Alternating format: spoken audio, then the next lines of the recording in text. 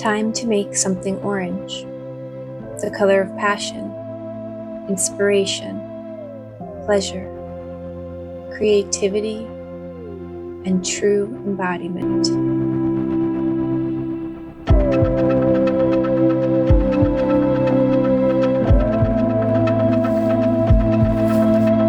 The main fabric for this project is made of deep, rich oranges and a hint of purple, and a simple natural linen, both which were found at the Resource Exchange, a second-hand materials store in Philadelphia.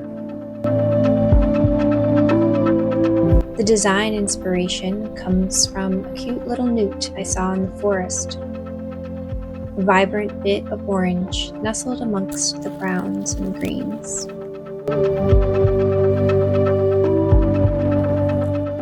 The pattern is a skirt and top set by Rosie Apparel,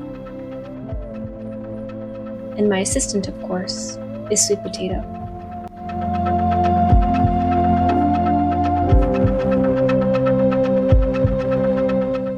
Here is the creative process.